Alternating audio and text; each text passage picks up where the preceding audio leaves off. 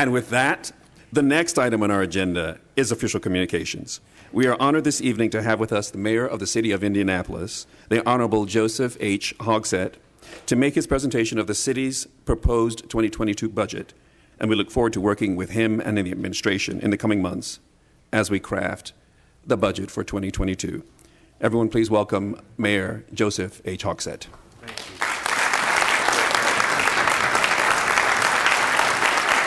Thank you. Thank you all.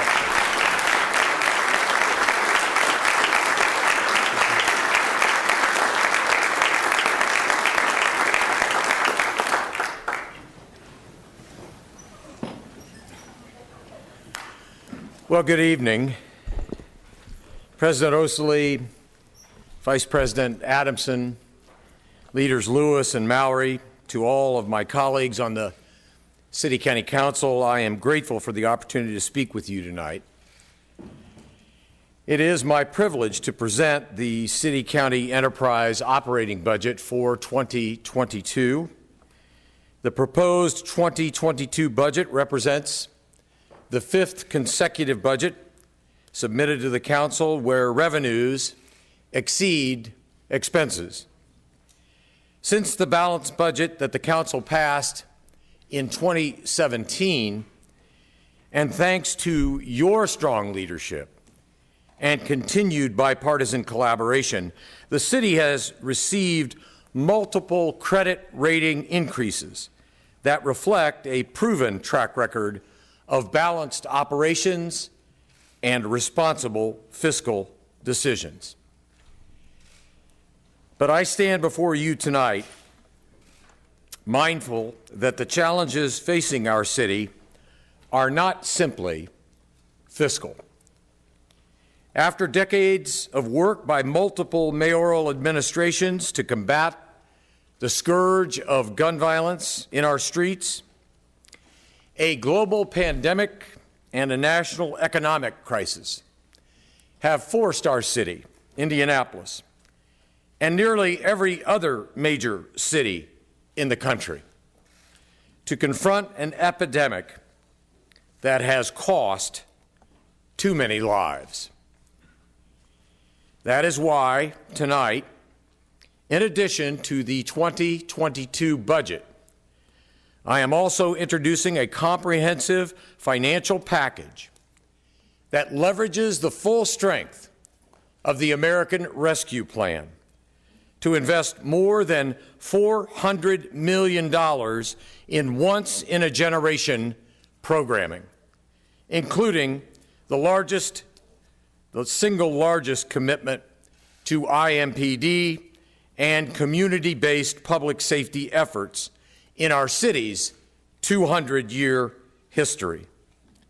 Together, this spending plan will focus on ensuring that Indianapolis remains a thriving, an equitable, and a safer city. Last year, you will recall, I gave this address virtually. As uncertain as that moment seemed at the time, we were still months away from the eventual deployment of 3 life-saving vaccines. As the impacts of the pandemic have continued to stretch on, I am proud that this council has joined me in the push for progress on behalf of all of the residents of the city of Indianapolis. We have launched efforts like Circle City Forward, seeking to repair, replace, and modernize neighborhood assets, including a multi-million-dollar investment in Indianapolis Parks facilities, a new DPW solid waste garage, and a modern forensics lab and coroner facility, just among others. The second round of Circle City Forward put $25 million into residential streets, those smaller arteries that we normally cannot address in an average construction season. Thanks to the support of the City County Council, every single district will see investment in much-needed projects that have been overlooked for far too long. The last year has also included pivotal development victories that are leveraging the success of our downtown back into our neighborhoods. Chief among them is the announced relocation of Elanco's global headquarters to the site where the GM stamping plant once stood. This development will bring hundreds of jobs and more than $100 million in investment to the valley and surrounding neighborhoods. In addition, we have cut the ribbon on the first phase of 16 Tech. We have watched as the Emphasis corporate campus has leapt out of the ground at the site of the former airport terminal.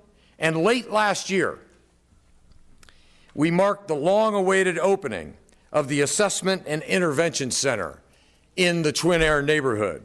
This facility is providing better treatment for mental health and addiction for those who would otherwise wind up cycling through the criminal justice system. We mobilized resources and our experience as a host city to organize some of the most significant sporting events America has seen since the beginning of the pandemic, most prominently the entirety of March Madness. So to our civic partners, including the United Way of Central Indiana, the Indy Chamber, Employ Indy, the Indianapolis Arts Council, Visit Indy, and the Indiana Sports Corporation, and many more. These are organizations who have implemented innovative and creative solutions that have kept Indianapolis going. And to them all, I say, thank you.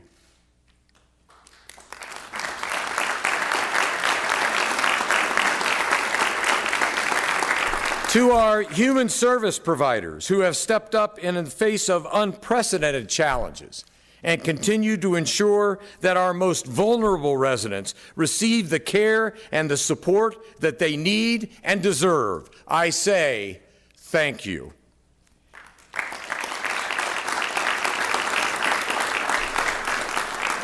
To our corporate and philanthropic community who found new ways to show up for their employees, for their neighbors, and for our city, I say thank you.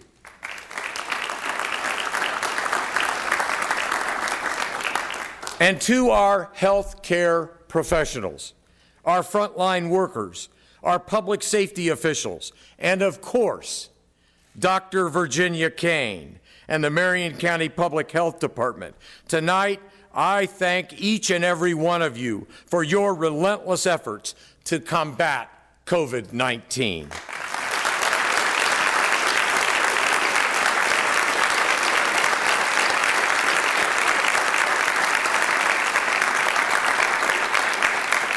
Tonight's fiscal proposal seeks to meet the moment that we find ourselves in and create transformative change with investments including a $20 million commitment for the development and preservation of affordable housing, as well as over $40 million for other housing and neighborhood redevelopment efforts. Over $22 million in 2022 for small business support, workforce development, and economic recovery programming. A 3-year, $17.5 million plan to upgrade and invest in more of our neighborhood parks, and nearly $3.5 million in funding for arts and cultural programming, including direct grant dollars for small and diverse institutions.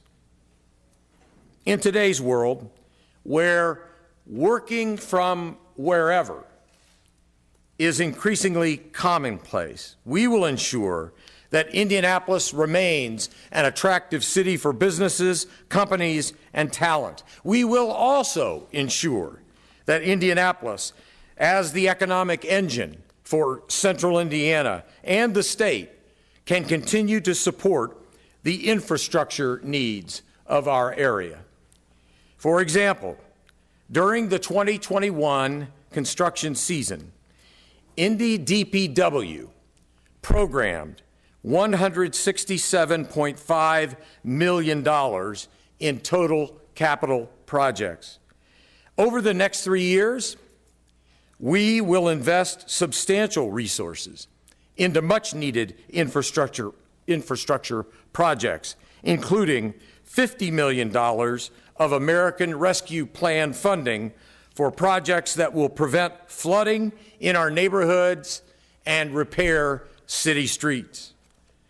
Additionally, tonight, I have submitted a fiscal ordinance for a third phase of Circle City Forward that will allow us to invest $25 million in greenway and trails projects.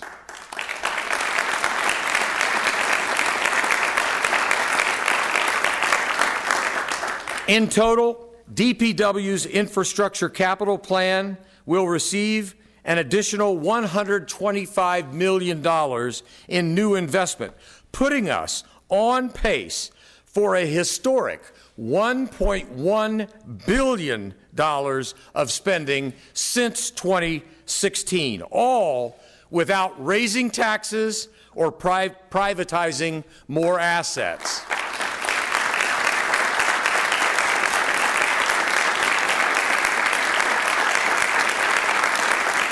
Thank you, Zach.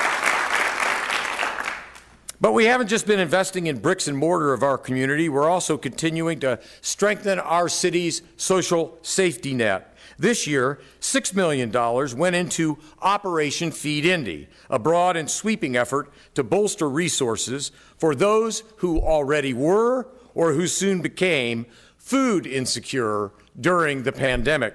Tonight, I'm proposing an additional $6 million of investment of American Rescue Plan dollars next year, dollars that will allow us to invest in neighborhood-led solutions, as well as provide continued support to our major partners fighting hunger. Throughout the past year, federal money has accelerated our community plan to end homelessness to the tune of over $20 million, allowing us to offer beds to any neighbor experiencing homelessness.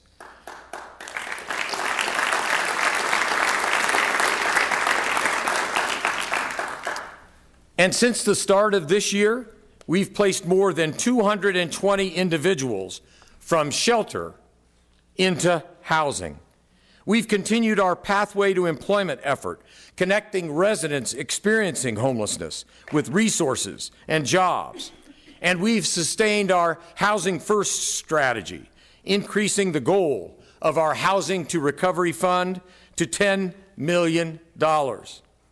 In addition, I am proud to announce tonight that our spending plan sets aside $12 million for our first city-constructed low-barrier shelter and comprehensive services facility.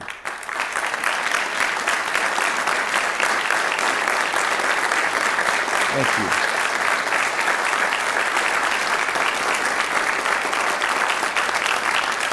Now, this watershed investment will be guided by studies already underway, evaluating the specific needs of our homeless neighbors and bringing together community partners that will allow us to transition individuals to permanent supportive housing. As the COVID recession took hold, our efforts to keep more residents housed went into overdrive. To date, our rental assistance program has distributed more than $53 million to landlords across Marion County, helping more than 23,000 families stay in their homes. As we continue to battle the pandemic, we know that incomes are still being impacted. So tonight, I'm very proud to announce that we are submitting a proposal to this council that would allow us to partner with the state of Indiana to add up to $100 million additional dollars for our rental assistance program.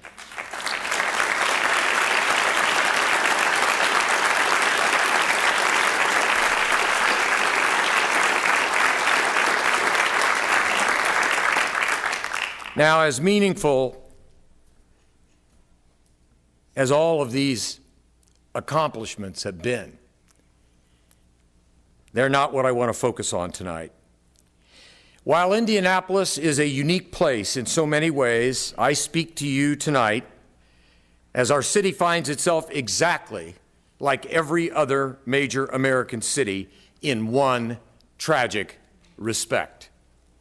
Indianapolis has experienced a tidal wave of gun violence that has swept across the United States, in no small measure as a result of the COVID-19 pandemic. I want to be clear. While our community reels from the effects of this national trend, the impact of each and every one of these acts of violence have been devastatingly personal. Across the city, residents are justifiably angry at a culture of death that has been fueled by an oversupply of guns and a deficit of hope.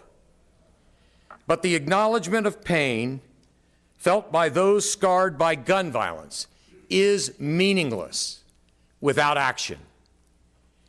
The compassion we all feel is insufficient if it does not translate into change. That is why the historical fiscal package I present tonight is aimed squarely at addressing the gun violence epidemic in our city.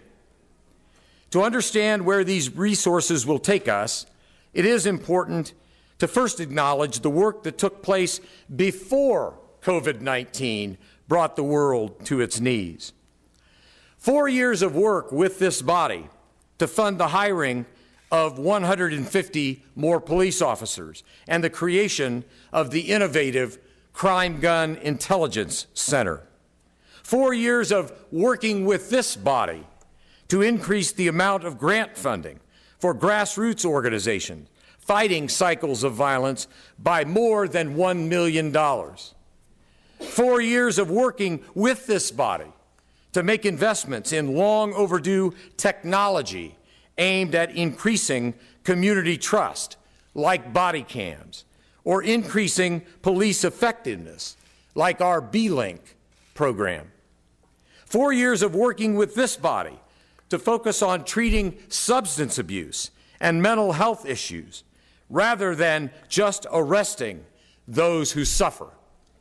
4 years of working with this body to deliver in this budget, the first time since 1996, in which zero tax dollars will go to private jail facilities.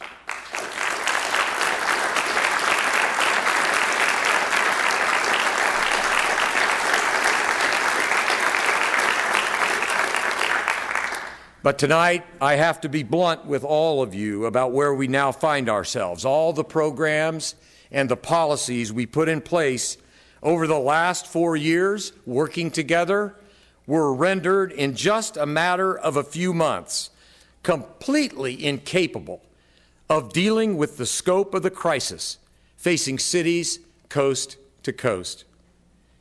But we have not sat idly by and simply watched this tragedy unfold. Since the start of the pandemic, working with the City County Council, we have increased funding, staffing, and support for intimate partner violence prevention programming, promoted resources that address the devastating mental health toll of the pandemic, enhanced IMPD's data infrastructure to facilitate a real-time gun violence reduction strategy, enacted critical reforms to improve trust and collaboration between neighborhoods and law enforcement.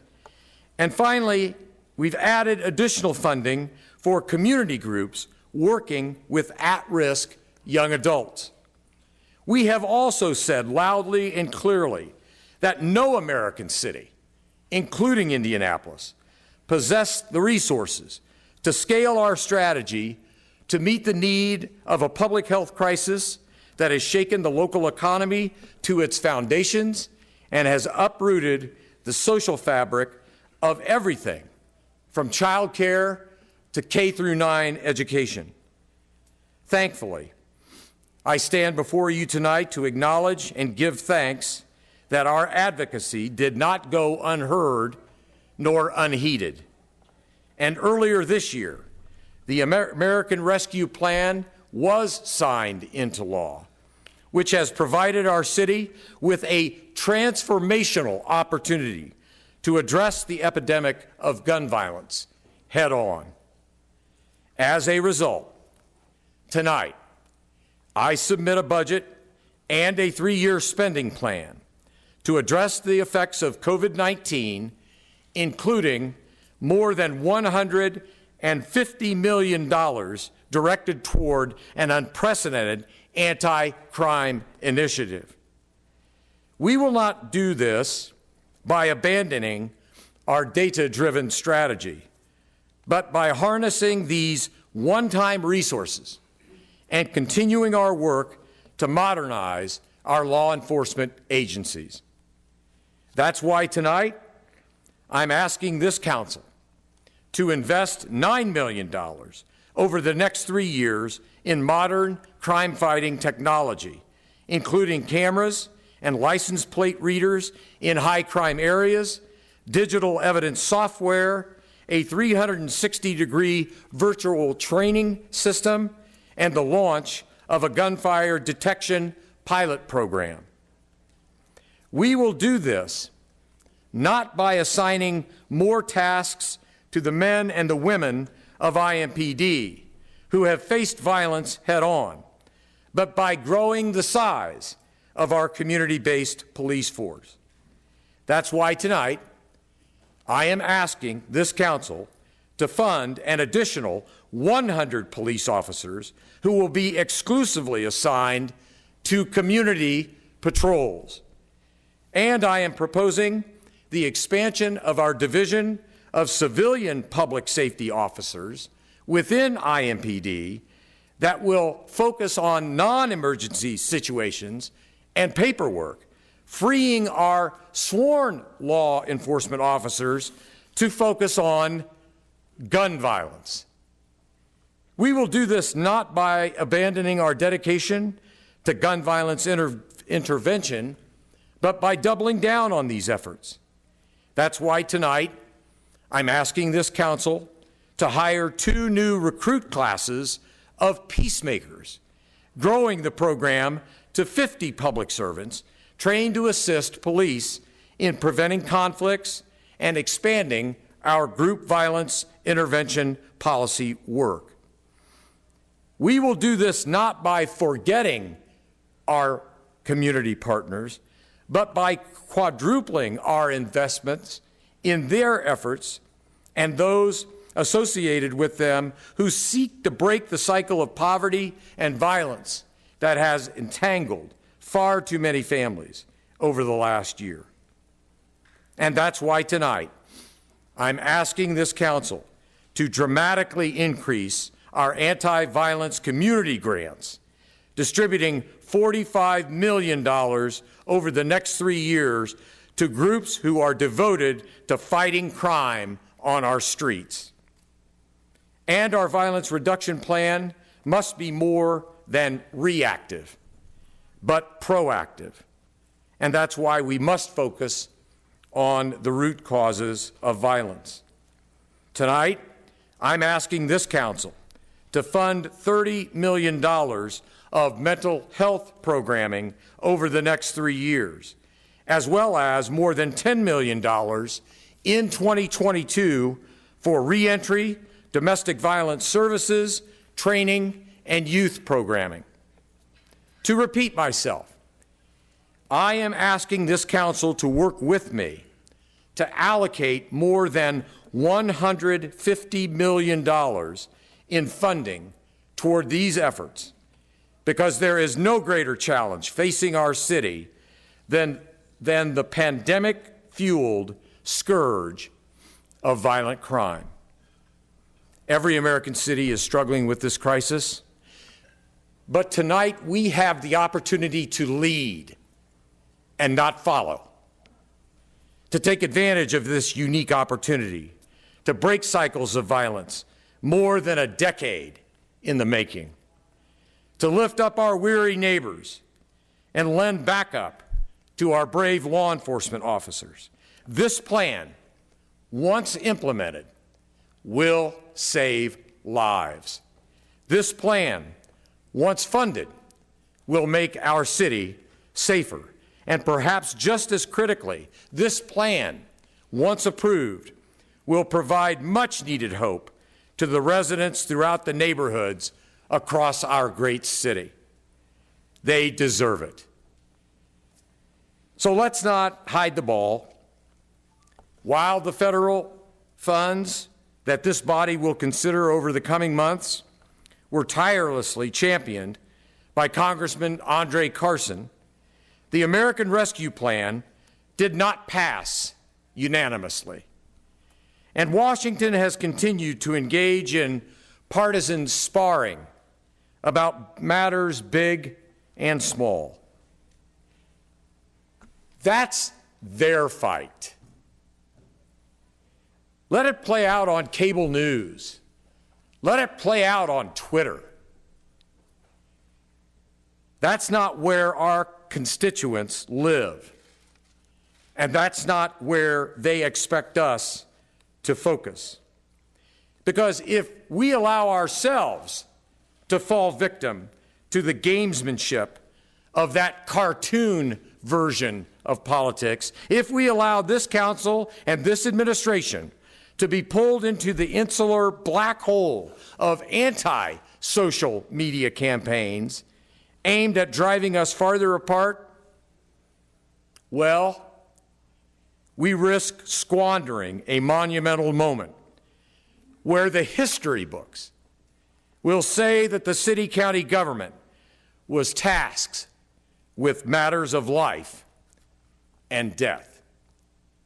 That's because at a time when vaccines are safe, widely available, and free, here is the reality. This year in Indianapolis, we have seen weeks where the deadliest effect of the pandemic has been lives lost to gun violence, not COVID-19.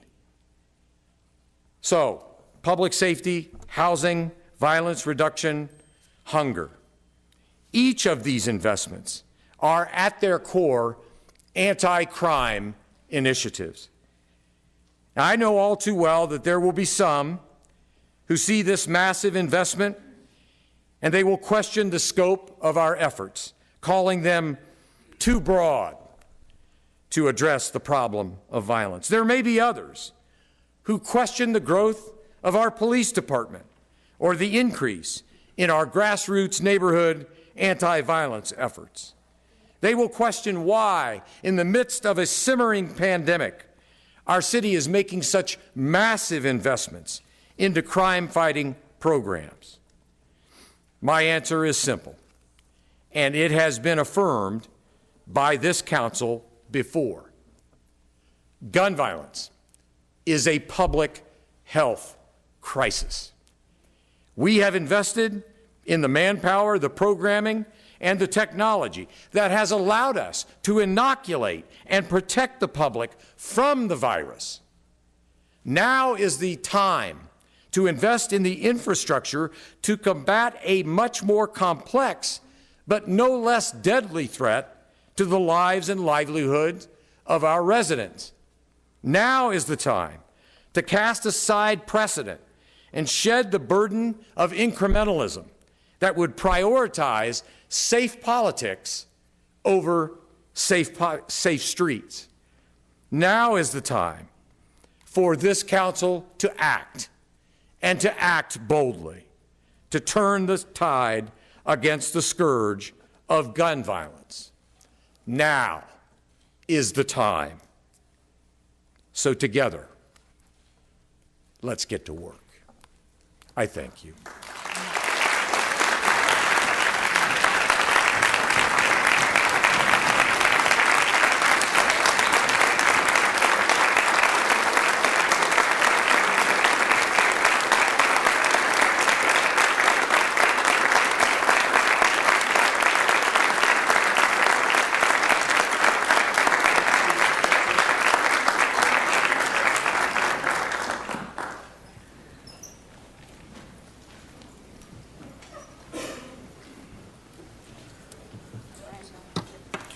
Mr. Mayor, you and your staff are welcome to stay, but we'll wait a few moments for anyone who wishes to pass along now. Thank you all again. Thank you.